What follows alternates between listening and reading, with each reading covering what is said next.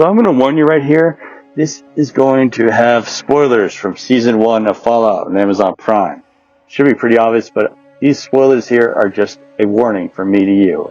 If you haven't seen it already, and if you don't mind being spoiled, then fine. But there are spoilers here. You have been warned. Does Fallout, the Amazon Prime series, butcher the lore? So this is a point that is obviously on fire on YouTube right now, blazing with discussion. And I'm going to go investigate it. I'm going to talk about the conspiracy. I'm going to talk about Ghouls. I'm going to also talk about some of the characters and the ending, and what we see in the ending right here. So, without much further ado, let us get started talking about the Fallout series and how it does or does not butcher lore. So there's a few things I'm going to talk about here. Wasted potential, which is, there could have been a story.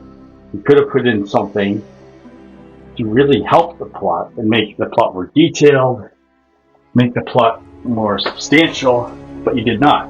That is wasted potential. The third part I'm going to be talking about is the contradiction. So does this show have something that contradicts the story of Fallout, which is over the course of games or even within the series itself? The other part I'm going to talk about in this one is going to be superficial, or, is this something that just put a lot of hype in the plot, but it's not really substantial. It doesn't really make much difference given what already exists in the plot. So, the superficial, the contradictions, and the wasted potential. Keep your ears out for those three. Alright, so now that we've set these standards aside, okay, of what we're going to be looking at in terms of a few plot elements, and the way I'm saying this is I'm going to do other episodes about the plot of this series because I just don't have enough room in one episode to do it all. Because I do feel the show has a mixture of good and bad overall, and I do feel that it's, kind of like a kind of ride through the theme of Fallout. If you go to a theme park, you get to go on some kind of, Superman ride. They had Superman rides like Ride of Steel and such and so on. It's going to be full of fun loops. That's my general view of this show. I mean, I have Amazon for shopping, so why not, check out a few things on Prime every now and then. So, I'm going to get started. And again, I have these set of criteria we're going to be looking at. And it's, is it wasted potential where, the plot could have done more? Do we have a case of contradiction where it goes against something?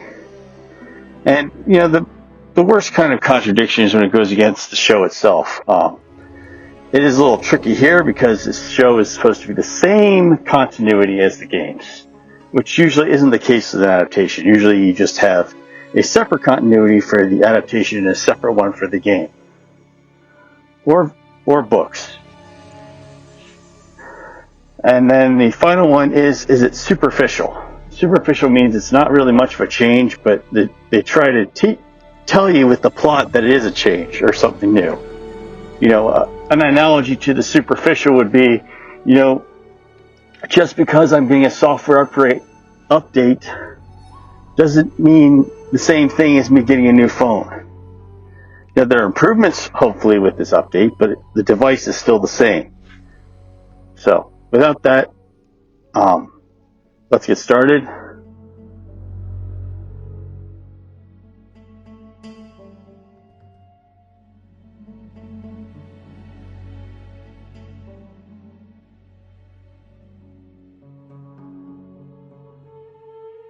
So this one here is, okay, so the series is that, and a lot of people are saying, Vault Tec carried out their own conspiracy. From looking at it, it doesn't appear to be that cut and dry. Now we're going to look here, okay? If this is some big grand conspiracy, shouldn't the people here have foreknowledge of around when this is going to happen? And this isn't just looking at whether or not it lines up with game lore. This is looking at the series itself. So, first of all, House and Sinclair, which you get introduced to as characters in Fallout New Vegas, they're there. Alright? They're in there with the meeting where they go, oh, we dropped the bombs ourselves, just to ensure that the whole situation for the vaults will be necessary. Okay. I mean, I get this idea, this Vault Tec Corporation, and we know they're corrupt, and we know that they're unethical based on what you see in the various games.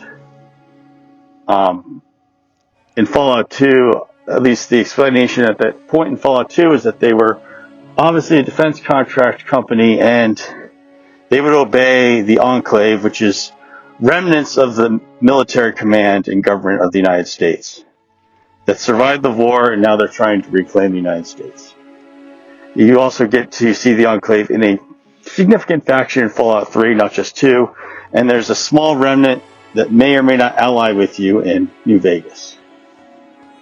So that's the Enclave right there. They have the same, it's pretty much the same plot of release a virus, kill all the mutants, go back to being humans like we were before the nuclear weapons, that kind of thing. Well, in this one, the series, or at least is alleged to imply that Vault Tec did it.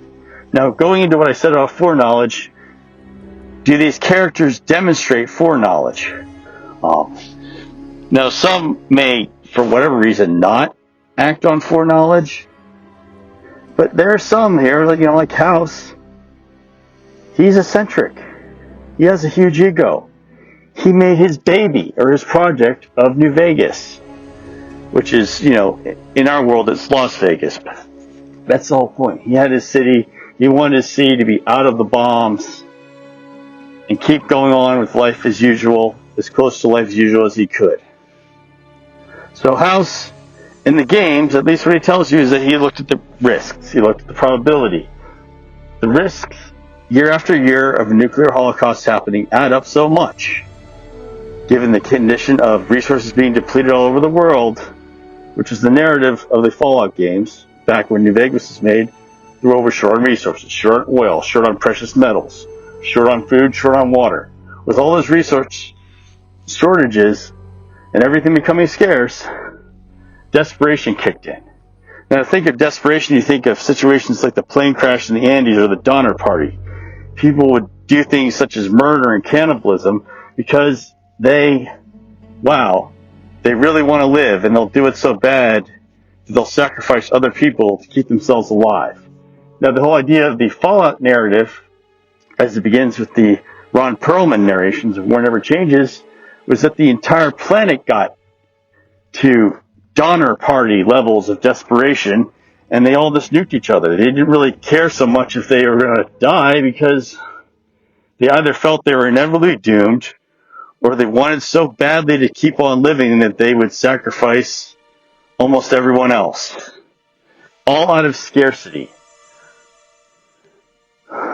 Whether it was the Chinese Communists or the American Republic, it didn't really matter that much. And there was also the European Commonwealth, which is basically, European nations consolidating, but that's more of a side lore issue.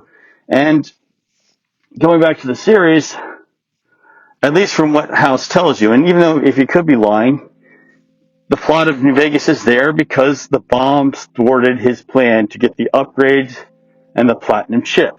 So it took him 204 years to get to that plot because the bombs interfered with it.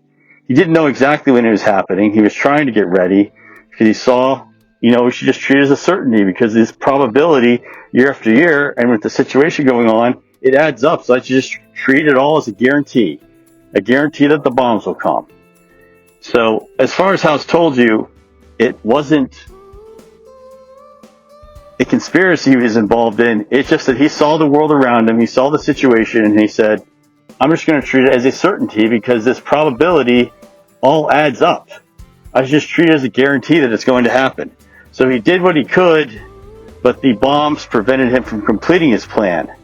So he didn't, it really doesn't make it look that he was in a conspiracy meeting, because his foreknowledge was limited. He didn't know exactly when it was going to happen, and it happened sooner than even he thought it would. And then there's Sinclair. Sinclair is the other character in Fallout New Vegas. He's only alive in the past because you can find out in the DLC known as Dead Money that he died. He was killed by the bombs. He was working on the Sierra Madre, as a place to go on vacation when things are bad, for the rich to hang out, but the bombs happened before he could finish the Sierra Madre. Well, rather, before he could do the grand opening of the Sierra Madre. So, boom, it killed him. He died because the bombs happened sooner than he would anticipate them coming. So again, there's two cases right here, there's two cases where they just don't seem to have foreknowledge of when it was happening. Now, this isn't just the games. This is also in the series itself. So you see Barb, the ex-wife of the Cooper Howard, and I'm still going to call him Cooper Howard because that's his original name, and he became the Ghoul in the series. So Cooper Howard's ex-wife at the time, she was in on that conspiracy meeting. So she demonstrates as little foreknowledge of when it's going to happen by letting her daughter have her day with her daddy when he's entertaining kids at a birthday party, when the bombs happened. So, bam. In both the show and the games, because they said this is the same continuity for both the show and the games, it really put strikes against a conspiracy plan, or at least a conspiracy plan that worked, because these characters, one after another, are not demonstrating much foreknowledge. And in the case of House, given how his ego works, he would act if he knew when to expect the bombs to happen. He probably wouldn't even have his platinum chip plot thwarted by the time the bombs came. And I'm not saying House is a good guy. I'm just saying he had quite the ego and quite the investment in New Vegas that he would really work on protecting his New Vegas. So that's that. It goes on and on. Now I'm going to go into the time that this happened, and that's another case of contradiction. So basically, when I go to the conspiracy part, that's a case of apparent contradiction. Maybe they'll have an explanation later on. We'll see. And the other one would be the time. But before I go into that one, it just keeps going that, if they have this conspiracy, why don't they seem to know or get caught off guard when these bombs, or rather Chinese nuclear missiles, come and hit? It feels a bit odd the way that goes in the show. Okay? It really does.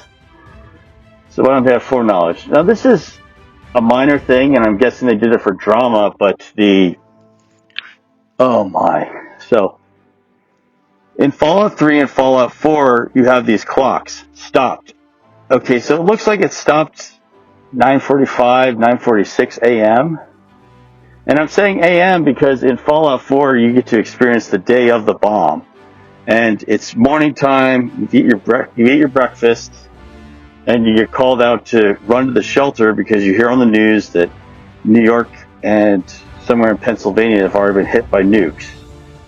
You also hear they're landing on islands off the coast of China, which is probably why the Chinese launched the nuclear missiles. They saw the United States was just about to get in on their land, on those, mounting an invasion from those islands, so they just decided to nuke, and nukes are fired back. Okay. But getting back to the story, the clock seems stopped at 9:45 a.m., but 6:45 a.m. would be the time in Los Angeles, given the time zones. So, I can see that the show was focused on the West Coast. They wanted to create drama, and it would probably be harder to do the drama if it's 6:45 a.m. in Los Angeles. But I'm just saying, that you have more than one game that says that it happened in the morning on the East Coast. And, overall it works. I'm just saying that it's afternoon in Los Angeles, but I don't know. I understand it for the point of drama, but it's just interesting that, they took it as a story. They made it be 9:45 a.m. or give or take a few minutes on the East Coast when the bombs explode, but then it's doesn't line up with that time because it's obviously the afternoon in Los Angeles, which doesn't work. Los Angeles is 3 time zones earlier than the East Coast, including Washington, D.C. and Massachusetts. So that's a contradiction, but overall it works, having it happen in Los Angeles at that time. I mean, I don't know. I mean, you decide if it's anything bad. I'm not here to say that this thing totally ruins Fallout for me. And I'm not saying who's a true fan or not. I'm just saying that this plot point is a contradiction. So relax if you are worried that I'm somehow some kind of hatred for the series. I don't. So those are cases right there of, having conspiracy and not having foreknowledge. It's a type of plot contradiction. Now the other one I'm going to go into here will be the Fiends. So we're going to go into this one and what it would qualify as in the plot. Now in the series, the Brother of Steel Paladin named Maximus says the Fiends are cannibals. Now you encounter the Fiends in Fallout New Vegas. So are they or are they not? So here's the deal. With the Fiends, there is one case of a Fiend where you see human flesh anywhere around them. You don't see it around Cook, the pyromaniac guy who goes after the flamethrower. You don't see it around the camp or on the person of Driver Nephi, however you pronounce it, who goes after you with his driver iron or golf club to kill you with that. You don't see it with Motor Runner in the vault that he's taken over. The one person you see is the sniper killer raider named Violet. You don't see it on her. You see the human flesh in her dog bowls that she feeds to the dogs. So, all in all, out of all these Fiends you meet in New Vegas, and there could be elsewhere in the game as well, you could be elsewhere, only one out of all the Fiends do you see anything implying that they're cannibalistic. Now again, there could be more Fiends elsewhere besides Nevada. There could be some in California, that maybe they spread out. I mean, over 15 years, who knows? But, I don't know. 1 out of 5 doesn't prove a general point, but then again, it may just have to do with the kinds of Fiends that Maximus experienced. And it may have something to do with the Fiends that are still left around. You do have to go out and kill the various Fiends as a quest in Fallout New Vegas, which I'm presuming some kind of plot from New Vegas happened. This is 15 years later in 2296 when this is going on. So, I don't know. But this is possibly a contradiction. It isn't really a contradiction, as far as I know.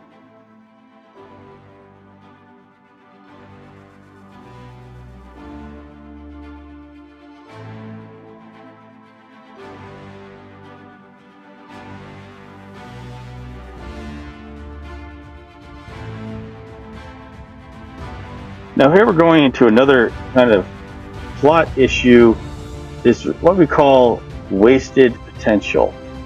Wasted potential is when something, has the potential to be more of a story than what it is.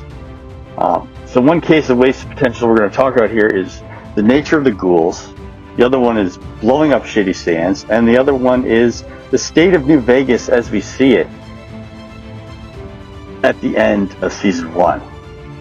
So to get started, you have Ghouls. Now, Ghouls in the series, they have a drug that they take.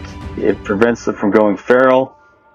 So where's this whole idea of Ghouls that are seemingly normal going feral come from? It's been hinted at throughout the Fallout games. In Fallout 3, when you go to Underworld, you meet Dr. Barrows, a Ghoul himself. He has feral Ghouls locked in cages, and he takes care of the mercenary leader known as Riley for the Riley's Rangers missions. in Fallout 3.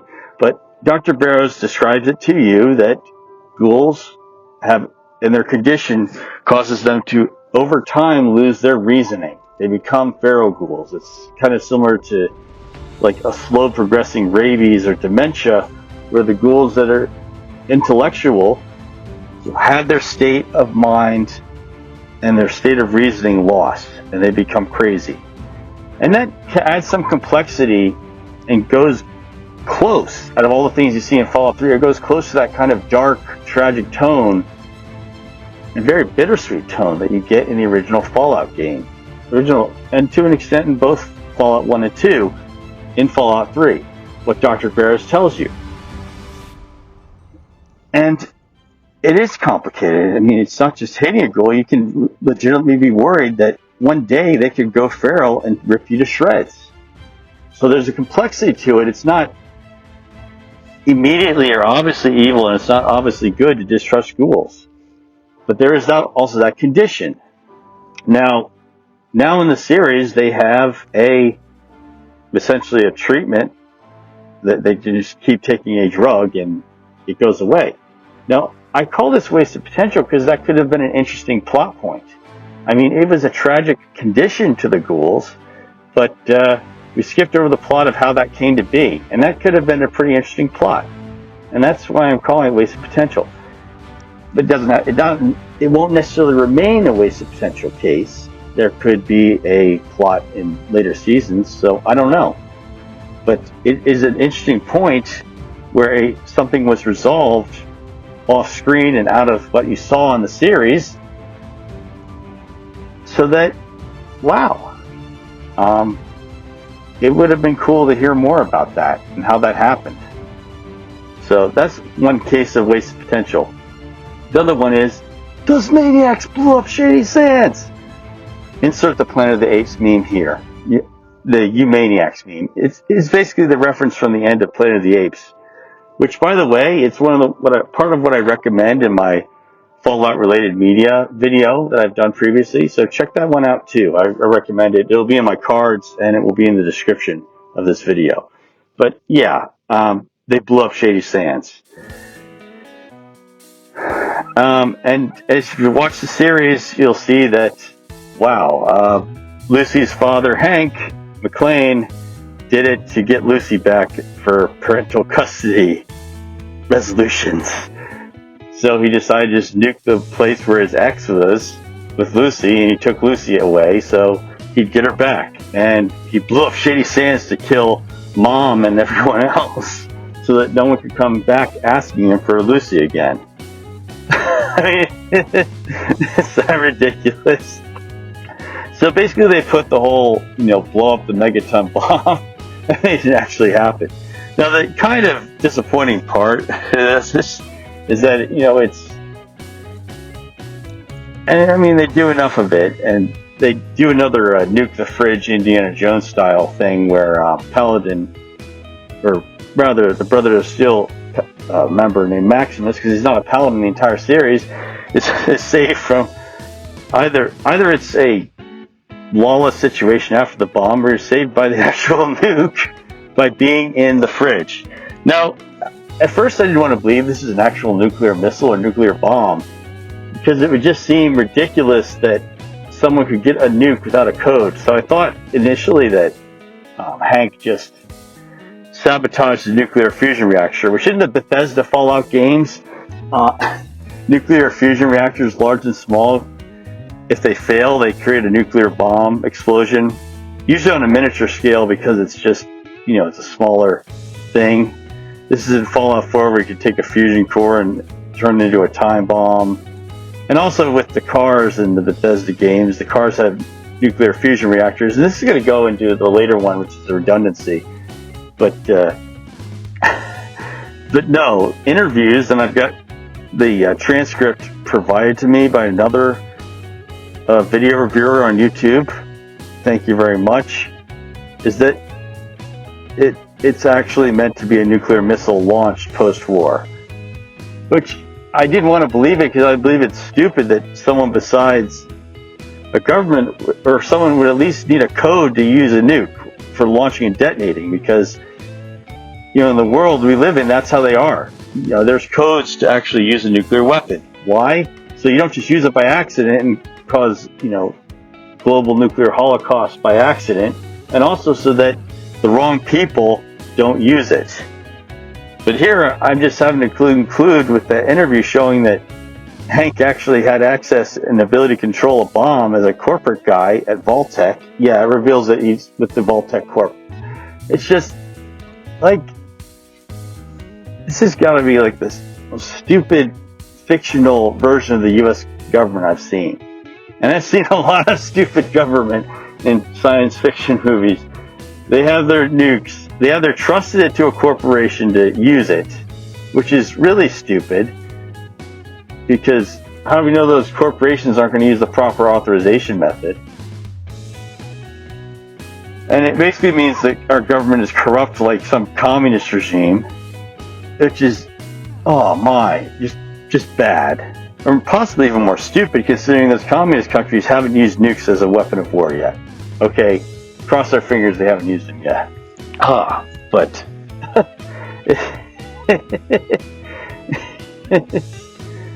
it's just wow. And the wasted potential here is just wow. It's abrupt, and they did it before the series even started. And even then, I'm confused because the people who are supposedly NCR now are raiders. Like the NCR broke up. I don't know. I mean, I want more details, and that's why I'm calling it wasted potential, because I want more details to what happened. Now, the other wasted potential thing is what you see at the end with New Vegas. So Hank is looking down at what is New Vegas. The lights are out. There's wreckage and debris from some kind of fight all around it. And I mean, this is 15 years later and things could happen, but this becomes a case of wasted potential, given that, look, how did it happen? What happened? I really want to know. And of course, these are good questions that could, for anyone interested in season 2, it's a nice way to get you interested in that, hoping that it's answered. Because how? I mean, the NCR was a really big faction, and then there are concerns, but that doesn't mean. Actually, I believe they're the biggest faction you've seen so far in the Fallout series. It's okay if the NCR has fallen this far, and New Vegas is out, and that New Vegas is a really huge city with a lot of wealth in it, a lot of resource in the surrounding areas, surrounding communities. So, the lights being out in New Vegas makes it look pretty abandoned, almost as if maybe it got destroyed at some point, or got looted, or what? Did Caesar's Legion just run right over it? What happened? So, and with these wasted potential parts, it's just a case of, well, it isn't necessarily going to stay that way. It isn't necessarily going to stay wasted potential, and hopefully it doesn't. I mean, maybe they'll decide to do some flashbacks later on to explain what happened in the past. And I mean, the opening nuke scene was, it's hit or miss for people, but I felt it was an okay, dramatic way of saying that people were seeing an inevitable kind of doom when the bombs are happening. I mean, obviously the flash and the things are obviously not that realistic, but the whole part where people are trying to run away from their inevitable doom is just there. So now we're going to get into the next part, and that's going to be redundancy.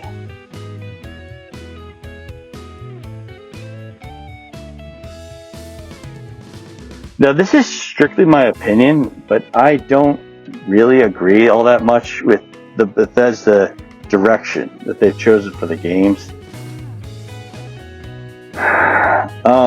The focus that in the games that Bethesda has is that it's focused mainly on what appears, and I stress appears, to be the state of the world shortly after the bombs happened.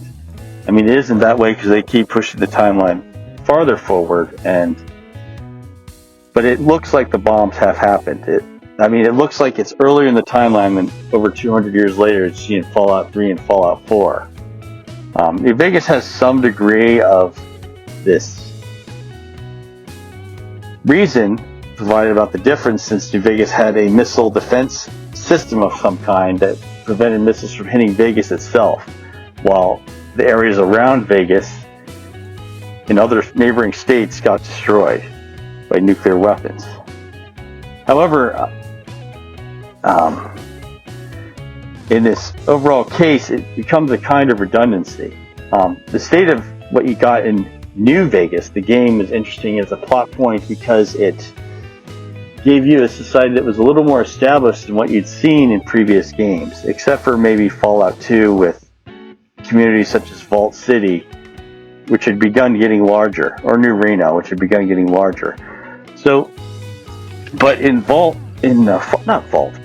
3, you have a situation where it looks like it's just after the bomb. Seemingly everything's in ruin. Maybe a few small settlements, almost as if it's back in Fallout 1. And that's the part of the direction I don't, or rather politely disagree with Bethesda on.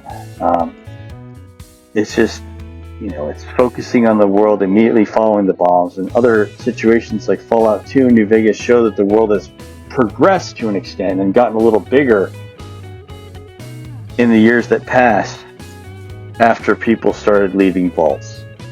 So, I mean, the water plot is basically something that you would use for shortly after the bombs, not hundreds of years later. And, I sometimes wonder if Fallout 3 and 4 were meant to be earlier in the timeline for their setting at some point, possibly even parallel to the first two Fallout games, just in a different part of the country. And that's the part I do agree with Bethesda in terms of their Fallout games, is they try to go to new locations. It's great. I just feel that having Fallout game after Fallout game all be in California would be pretty redundant. I mean, I did like the overall plot arc represented by the first Fallout 2 games, but of all the things I do disagree with Bethesda on, I do not disagree with them on trying new locations. And in fact, I've got another video on 3 possible locations Fallout 5 could occur in. But that's the thing, is that there's a redundancy, and this happens to a degree in the series, is that, something started, but the status quo becomes similar to the original games. And I would politely disagree with that. I mean, you wreck the NCR, so you have a status quo similar to the first Fallout game near the end. And it really seems like, the first Fallout game, because from the way it looks, is that New Vegas appears to be in ruins. Lights are out. And how could a place that's so unlit, how could this happen? New Vegas is such an important place, and now it looks like it's a wreck. I know it's been 15 years, but I would want to know how it happened. And if this is just a return to an old status quo. Now, just because I'm observing this observation is only based on how it has gone so far with Season 1. So maybe it changes, maybe it doesn't. But the status quo has overall been redundant. And if you want to ask me if I just don't bother playing it, yes, I do. I've played Fallout 3. I got Fallout 4 on a sale for $5 on GOG.com or GOG, and I have played it. I mainly enjoy it for collecting comic books and the distraction of building up towns or communities or bases, whatever you want to call it. And it's an okay game, in my opinion. I'm not really impressed with the main plot very much at all. So, but moving on, there's another case of redundancy where, you have the cold fusion invention. Is cold fusion really all that new? So, the whole term cold means it's relatively cold compared to how an actual nuclear fusion reaction would be in the case of a star or in the case of a hydrogen or thermonuclear bomb exploding.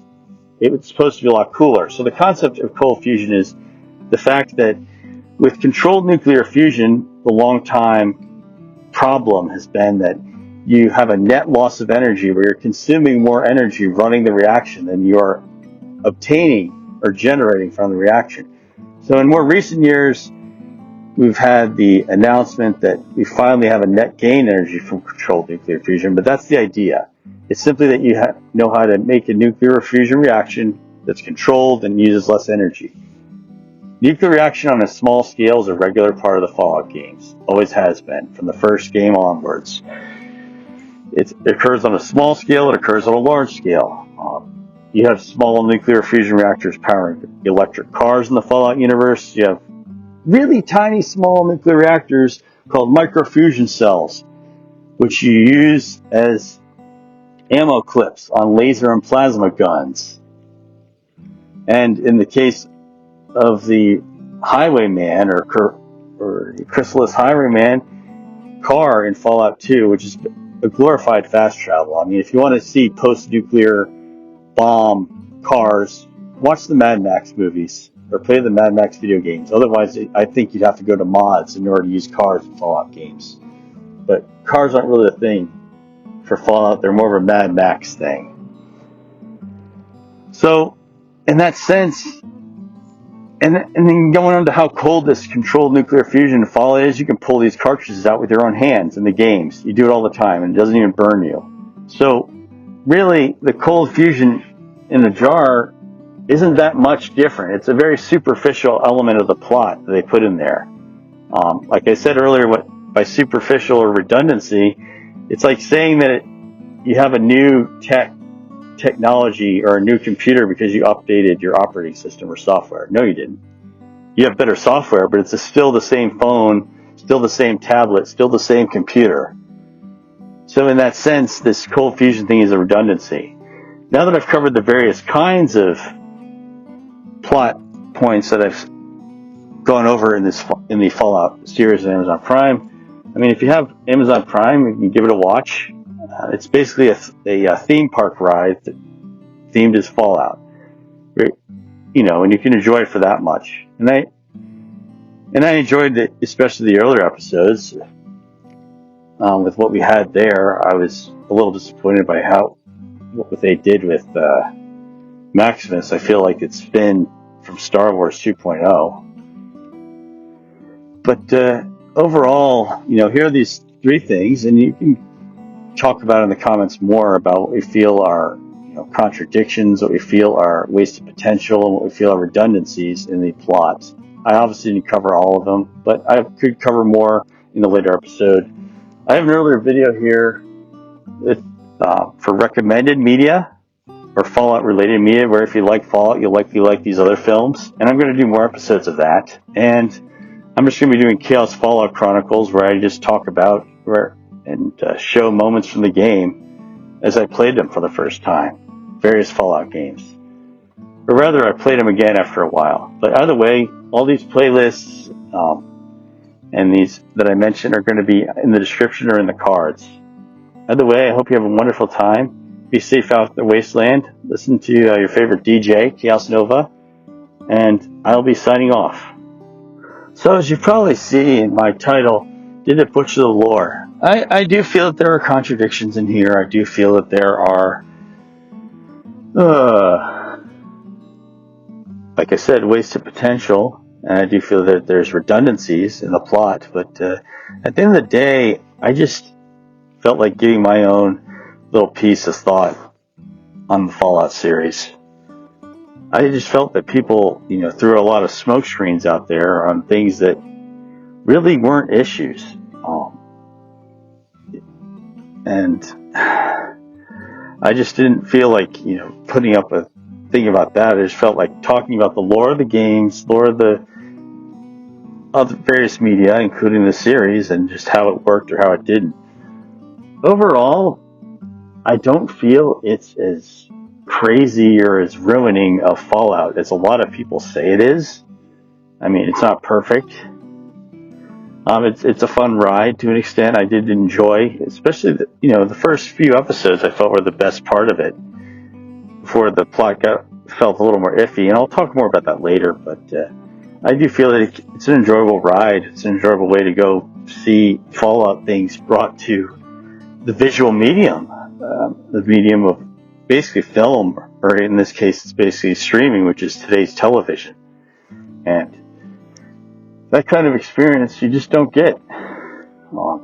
So I'll just say, hey, I recommend, if you want to see something that's, dark humored, although not as dark as the original games were overall, and it's got some gruesome elements in it, but overall, at least give the first few episodes a try and watch them. And if you really feel that it's ruined Fallout for you, I don't know what to say.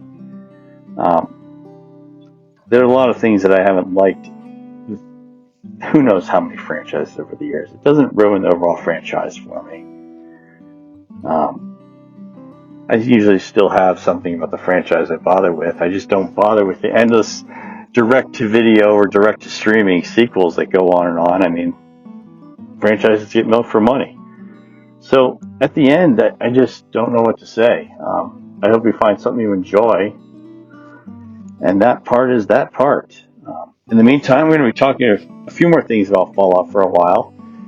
I'm going to be talking about more Fallout-related media episodes. People have mentioned other media they want to see me talk about, such as Silo. And I'll have more of the Chaos Fallout Chronicles about the Fallout games. And you can also go see my Chaos Tutorials episodes where I show you how to get software working, including the Fallout games for macOS users. So in the meantime, I hope you're all having a wonderful time. Hope you're all going to be safe out there, enjoying something relating to Fallout or the post-apocalypse. And I am going to be signing off.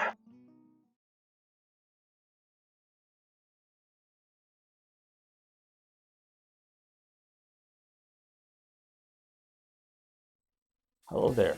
Now this is a way you can support my channel here. So first way is my store. This is the Streamlabs store. You can go buy some merchandise, support the channel, some little wacky merchandise with logos on it. Coming up next is my Teespring store, which I will feature products from the store on my videos, other content from time to time. Similar. Very similar, cool, spiffy merchandise you can get with logos on it. A nice hoodie right here with the winter season going on.